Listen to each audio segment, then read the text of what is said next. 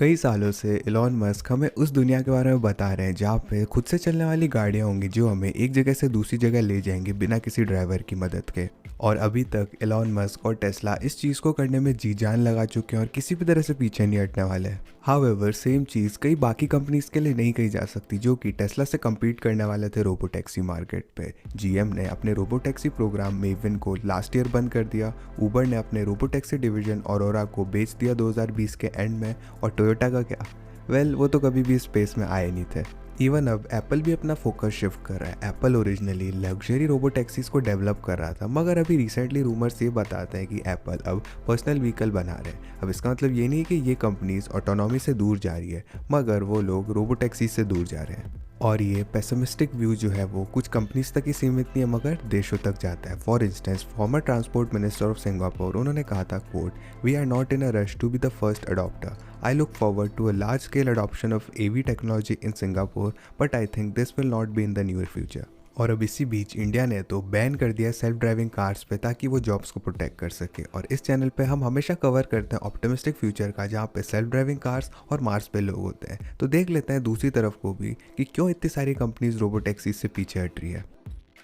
एक robotaxi network को setup करने का सबसे बड़ा क्रिटिसिज्म ये है कि ज़्यादातर लोग जो है वो राइड हेलिंग सर्विस पे रिलाई नहीं करना चाहते। कंपनी जैसे ऊबर और लिफ्ट जो है एक्सट्रीमली सक्सेसफुल है लार्ज रेवेन्यूज़ बनाने के लिए और बड़ी ऑडियंस लाने में, मगर वो फिर भी एक छोटा सा ही हिस्सा है पूरी ऑटोमोबाइल इंडस्ट्री का। अब हमें ये तो नहीं पता कितने टोटल माइल्स चलते हैं राइड शेयर पे हर साल, मगर हम एस्टिमेट कर सकते हैं based on the revenues of top ride share services. और ऊबर के हिस्टोरिकल रेवेन्यू ग्राफ को देखें ना तो उनका रेवेन्यू पीक हुआ था $13.44 बिलियन पर ईयर पे।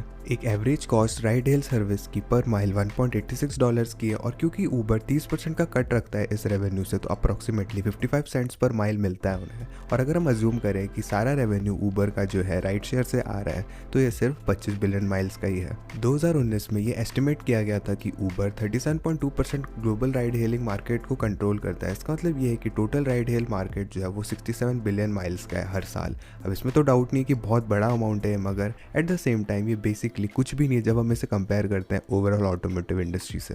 फेडरल हाईवे एडमिनिस्ट्रेशन एस्टिमेट करता है कि 2018 में ड्राइवर्स जो सिर्फ यूएस में थे उन्होंने 3.225 ट्रिलियन माइल्स चलाई थी गाड़ियाँ। अब हमारे स्टैटिस्टिक्स तो नहीं है पूरे ग्लोबल एनुअल माइलेज पे, मगर हम सेफली अज्यूम कर सकते हैं कि 10 ट्रिलियन माइल्स से ज़्यादा ही है। इसका मतलब ये है कि ग्लोबल राइड हेल मार्केट है ना, वो तो सिर्फ 0.67% ही है पूरी ग्लोबल माइलेज का। और इसी चीज़ के साथ एक आम इंसान जो है वो राइड हेलिंग सर्विस को प्रेफर नहीं करता। उसे अच्छा लगता है कि वो खुद की कार रखे या फिर कोई दूसरा ट्रांसपोर्टेशन चुने। ऑफकोर्स जो सबसे बड़े बैरियर्स है ट्रेडिशनल राइड हेलिंग सर्विसेज में वो ये है कि इंसान के ड्राइवर को पैसे देने पड़ते हैं और बिना इंसानी ड्राइवर के कॉस्ट पर माइल जो है वो बहुत नीचे गिर जाएगी। अब टेस्ला के रेवेन्यू प्रोजेक्शंस का देख लेते हैं उनके ऑटोनोमस कार्स का, तो जो बिजनेस जर्नल्स हैं वो एस्टिमेट करते हैं कि Tesla 65 cents per mile charge करेगा, जो कि आयरॉनिकली सिर्फ 65% रिडक्शन है राइड हेल सर्विसेज से जो कि वो लोग आज चार्ज कर रहे हैं। और ओवर द लॉन्ग टर्म ये एक्सपेक्टेड है कि टेस्ला जो है इस कॉस्ट को 25 सेंट्स पर माइल तक लेके आएगा, मगर हम इससे और कम होता हुआ नहीं देखेंगे। ये जो है ऑफ्टन साइटेड किया जाता है टर्निंग पॉइंट पहले उन लोगों के लिए जो कि अपनी कार्स बेच देंगे और रोबोटैक्सी पे रिलाई करेंगे, मगर कितने पैसे की बचत होगी इससे फिर भी। अब देखो जो एवरेज कार है वो 35 सेंट से 65 सेंट्स पर माइल पे कॉस्ट करती है अपनी पूरी लाइफ टाइम में। तो जब तक कि रोबोटैक्सी जो है वो 35 सेंट्स पर माइल से कम नहीं चलेगी तो कोई भी फाइनेंशियल बेनिफिट नहीं होगा कि आप खुद की गाड़ी ओन ना करो।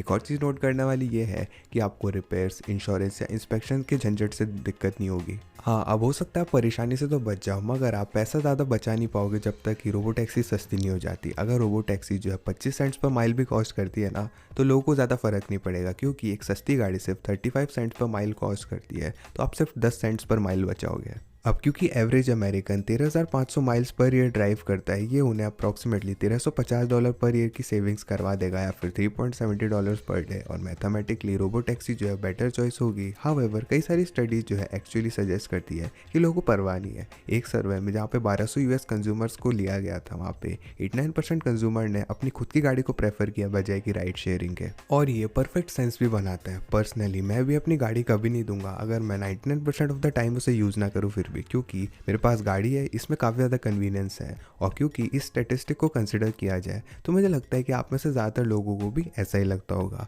जो चीज़ यहाँ पे ये है कि ज़्यादातर लोग जो है हम में से, उनके लिए गाड़ी को ओन करना एफिशिएंसी या इफेक्टिवनेस पे बेस नहीं करता, इसके बजाय ये कन्वीनियंस पे बेस करता है। इनफैक्ट सेम सर्वे ने ये पाया कि 93.5% लोग जो है कार ओनरशिप को कन्वीनियंस की तरह लेते हैं। सिर्फ 6.5% लोगों को हैसल या चोर लगता है ये। और इस चीज़ को कंसिडर करते हुए वेरी अनलाइकली है कि हम मास एक्सोडॉस देखेंगे कार ओनरशिप में, और जैसे ही रोबो टैक्सी जो है सस्ती हो सकती है तो वो कार की ओनरशिप को भी सस्ती कर देगी। ज़्यादातर लोगों के पास अभी भी इलेक्ट्रिक गाड़ी नहीं है, मगर एक बार परचेज प्राइस इलेक्ट्रिक गाड़ियों की सेम हो जाएगी गैस की गाड़ियों के बराबर, तो जो कॉस्ट ऑफ कार ओनरशिप है वो और भी नीचे चली जाएगी। इसकी वजह से लोग ओनरशिप को ज़्यादा पसंद करेंगे। बहुत सारी कंपनीज़ को ये रियलाइज़ हो चुका है, इसी की वजह से रोबो टैक्सी मार्केट से हट रहे हैं वो लोग। अब इसका मतलब ये नहीं कि टेस्ला और बाकी कंपनीज जो कि रोबो टैक्सी के मार्केट में आ रहे हैं वो मिलियंस ऑफ रोबो टैक्सी या फिर tens of millions of robo taxis तक ग्रो नहीं कर सकते, मगर हम hundreds of millions of robo taxis नहीं देखेंगे एक रेडिकल डिचिंग के साथ कार ओनरशिप की।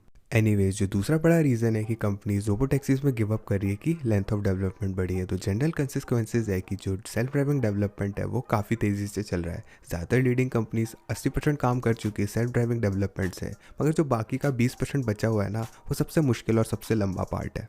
और जैसा कि 80-20 रूल सजेस्ट करता है, 80% ऑफ रिजल्ट्स जो है वो सिर्फ 20% काम के साथ आ सकते हैं, वहीं पे जो बचे हुए 20% रिजल्ट्स हैं उसमें 80% का काम लगता है। तो हालांकि ऐसा लग सकता है कि हम कंप्लीट करने वाले हैं सेल्फ ड्राइविंग डेवलपमेंट को, यहाँ पे अभी भी बहुत सारे डेवलपमेंट का काम बाकी है। एक फोर्ब्स का आर्टिकल सजेस्ट करता है कि पहला 80% का रिजल्ट 40 सालों के टेक्नोलॉजिकल डेवलपमेंट और एडवांसमेंट से आ गया, तो बाकी को बचा हुआ 20% को, उसको भी 40 साल लग जाएंगे। इसका मतलब ये है कि फुली ऑटोनोमस कार्स हम 2060 तक नहीं देखेंगे। मुझे तो नहीं पता इतना लंबा समय लगेगा या नहीं, मगर ये बात तो सच है कि थोड़ा समय तो लगने वाला है। और एक और चीज़ कंसिडर करने वाली ये है कि रोबो टैक्सी में शिफ्ट करने में सिग्निफिकेंटली ज़्यादा रेगुलेटरी अप्रूवल्स लगेंगे, साथ साथ लीगल रिस्पॉन्सिबिलिटीज़ भी, क्योंकि जब तक एक स्टेयरिंग व्हील के पीछे ड्राइवर बैठा हुआ है और अगर कार 100% ऑटोनोमस भी है ना, तो ऑटोमेकर जो है रिस्पॉन्सिबिलिटी को ड्राइवर पे डाल देंगे। इस तरह से उन्हें किसी भी तरह के क्रैश या इंश्योरेंस की दिक्कत नहीं होगी। और ये मुझे मेरे फाइनल मेजर रीजन पे लेके आता है कि कई सारी कंपनीज रोबो टैक्सीज के डेवलपमेंट पे गिव अप करी है। वो ये है क्योंकि कई सारी कंपनीज के लिए ये सेंस बनाता है कि सिर्फ टेक्नोलॉजी को लाइसेंस कर दो, अगर मैसिव मार्केट भी बन जाता है तो बाद में रोबो टैक्सी डेवलपमेंट किसी भी तरह से सस्ता नहीं है, इसमें billions upon billions of dollars लगते हैं। पास्ट में टेस्ला कई बार बैंक्रप्सी के बहुत पास जा चुका, और हालांकि ये प्रोडक्शन इशू की वजह से था, उन्हें बहुत ज़्यादा दिक्कत का सामना नहीं करना पड़ता अगर वो बहुत ज़्यादा पैसा ऑटोनॉमी के रिसर्च और डेवलपमेंट में नहीं लगाते। तो फॉर्चुनेटली उनके लिए तो सही हो गया ये, मगर ये ऐसी चीज़ नहीं है कि बाकी कंपनीज़ को भी गुजरना पड़े। For example, Uber $6 to $7 billion per year गंवा रहा था, और ये केस पेंडेमिक से पहले का था। और इस चीज़ को कंसिडर करते हुए बहुत कम सेंस बनाता है कि बिलियंस ऑफ डॉलर्स इस उम्मीद में लूज़ कर दो कि आप रोबो टैक्सी डेवलप कर रहे हो। अगर टेस्ला या बाकी कंपनी जो है वो फुली ऑटोनोमस कार्स को डिज़ाइन कर भी लेती है ना, तो ऊबर जो है उस टेक्नोलॉजी को लाइसेंस कर सकती है उन कंपनीज से। वो अपने प्रॉफिट मार्जिन का थोड़ा सा पोर्शन तो देंगे, मगर वो काफ़ी अच्छा है, बजाय कि कंपनी बैंकरप्ट चली जाए कि आप रोबो टैक्सी डेवलप कर रहे हो। और टोयोटा की बात करें तो यहाँ पे कुछ रूमर्स है कि टेस्ला और टोयोटा अपकमिंग एसयूवीज़ के लिए पार्टनरशिप करेंगे। टोयोटा मैन्युफैक्चर करेगा एसयूवी को, और टेस्ला जो है वो सेल्फ ड्राइविंग टेक्नोलॉजी देगा जो कि कार में लगेगी। हाउएवर, ये अफवाह काफ़ी वीक है और बहुत कम एविडेंस है इसे अपने क्लेम को बैक करने के लिए। नंदलेस ये हो सकता है कि टोयोटा इस चीज़ को करे, क्योंकि कंसिडर करते हुए कि उन्होंने बिल्कुल भी रोबो टैक्सीज पर काम नहीं किया।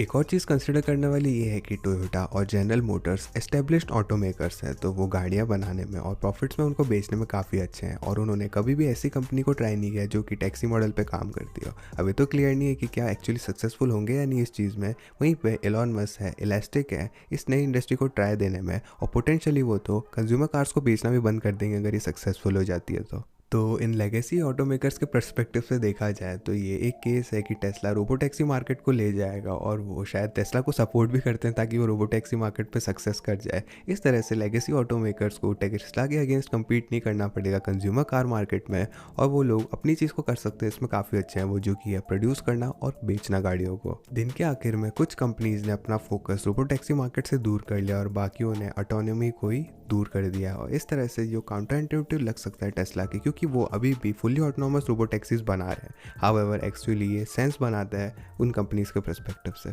सच्चाई तो ये है कि सिर्फ इसलिए रोबो टैक्सी सस्ती है इसका मतलब ये नहीं कि लोग जो है कम्प्लीटली डिच कर देंगे उनकी खुद की गाड़ियों को। और क्योंकि फाइनेंशियल स्टेट है इन कंपनीज़ की, ये ऐसा सेंस नहीं बनाता कि इस रिस्क को लिया जा सके।